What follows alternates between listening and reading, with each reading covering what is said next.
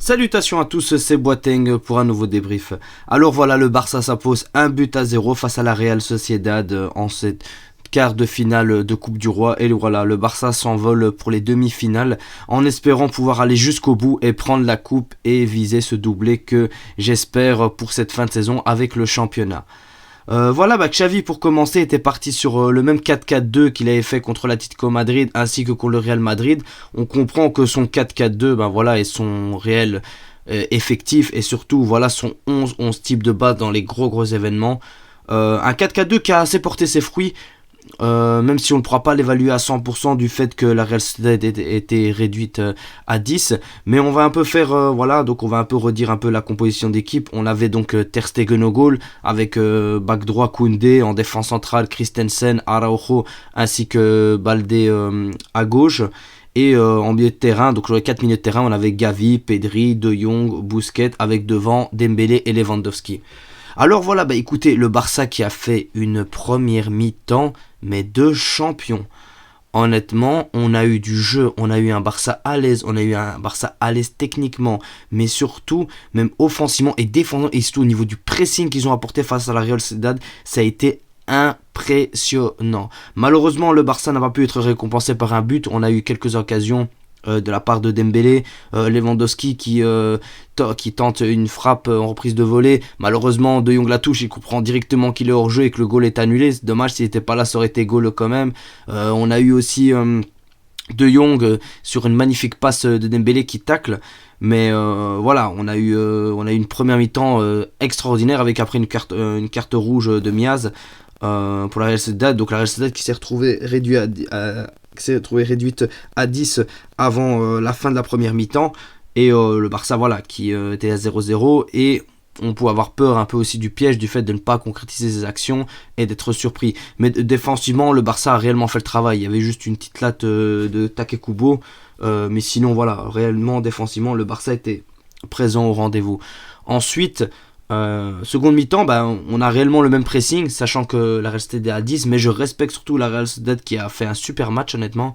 Et on a une belle occasion de Dembélé qui part dans l'aile, frappe, le gardien la touche mais elle rentre quand même. Et le Barça mène 1-0, le Barça pousse, le Barça peut se faire plusieurs fois surprendre avec 2-3 erreurs de Ter Stegen qui se rattrape très très bien. On a surtout Ter Stegen qui nous sauve de 2-3 reprises dès que les remplaçants montent. Mais le Barça qui fait le travail et le Barça qui se qualifie. Après concernant mon analyse personnelle, si je dois vraiment féliciter quelqu'un, c'est Dembélé.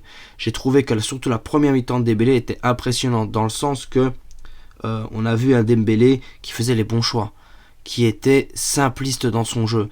Et ça, je pense que ça peut être une réelle évolution. Il a apporté énormément dans le jeu. La combinaison avec Gavi, Pedri a été impressionnante, surtout avec Pedri. Même avec Koundé, il s'est senti très à l'aise. Koundé aussi qui a eu des occasions. On voit qu'il n'est pas back droit de base, parce que beaucoup d'actions sont passées de son côté. Mais Koundé qui a fait un super match.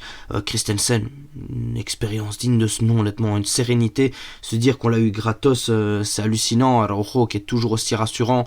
Baldé qui a apporté énormément offensivement, défensivement qui doit encore un peu s'améliorer, mais on sent que il a encore tellement de marge de progression et le peu qu'il est déjà, il nous le propose tellement bien que c'est que du positif. Et je pense que Xavi a enfin compris qu'il fallait arrêter de compter sur Jordi Alba pour les rencontres hyper importantes où il préfère avoir de vitesse et où Baldé peut réellement répondre à cela. Il va prendre encore énormément d'expérience, mais je m'inquiète pas du tout pour la situation de Baldé. Vous savez à quel point je réclame Baldé depuis un bon bout de temps. Maintenant qu'il est là, j'espère qu'il bougera pas. Le milieu de terrain, quant à lui, a été impressionnant. Pedri, même Busquets, la sérénité qu'il a dans les matchs comme ça, il est toujours assez à l'aise. Il a fait les fautes qu'il fallait. Il a réellement répondu présent. Et au niveau attaque, Lewandowski a apporté aussi énormément. Surtout au niveau du milieu de terrain, je trouvais qu'il a apporté énormément dans le jeu. Et même De Jong. Je trouve que De Jong est beaucoup plus à l'aise dans ce 4-4-2 où il peut se projeter, il peut jouer librement, revenir, faire les efforts défensifs comme il le désire, couvrir Busquets, monter, dribbler surtout, moi c'est sa façon de dribbler, et se projeter en avant pour aller marquer. Il aurait pu avoir un petit but et à ce niveau-là, le Barça était très très solide sur ce 4-4-2, mais quand malheureusement Pedri a une petite gêne, on espère rien de grave pour lui, qui a dû descendre. Puis on a eu la montée de Kessié qui dommage n'a pas pu avoir son petit but en Copa Ça aurait été très bon pour son moral, qui aurait fait une bonne rentrée. Rafinha qui essaie de rentrer du mieux qu'il pouvait, tout comme Ansu Fati. Mais on a senti après quand Alonso est arrivé qu'il y avait quelques petites défaillances au niveau défensif. Et j'espère que Xavi ne prolongera pas du tout Alonso, parce que ce qu'il montre encore là, il ramasse un petit pont directement. Et on espère que Xavi ouvre un peu les yeux à faire comprendre qu'on n'a pas besoin de ce Alonso. Je préfère encore Eric Garcia que Marcos Alonso. Mais pour ceux qui pourraient être inquiétés du fait que le Barça a énormément subi sur la fin d'une Real Sociedad réduit à 10. Il faut pas oublier que c'est une Real Sociedad qui a très très bien joué, qui a fait le jeu même à 10, qui a tenté du mieux qu'il pouvait, même s'il partait sur le même bus contre Retafe, 5 derrière et 4 dans le milieu pour soutenir défensivement, un peu comme l'a fait Retafe. Mais eux, ils étaient à 10, donc ils n'avaient pas trop le choix. Mais dans les phases offensives, ils tentaient, ils développent un beau jeu. La Real Sociedad qui est vraiment une équipe vraiment à surveiller. Et surtout, moi, ce que j'ai réellement bien aimé, c'est Zubimendi. Zubimendi, si vraiment on pouvait faire une petite option dessus, moi j'ai plus une préférence pour Amrabat, mais si Zubimendi on pourrait l'avoir, ce serait extraordinaire aussi. Mais une belle équipe de la Real Sociedad qu'il faudra se méfier en championnat. Le match retour sera costaud.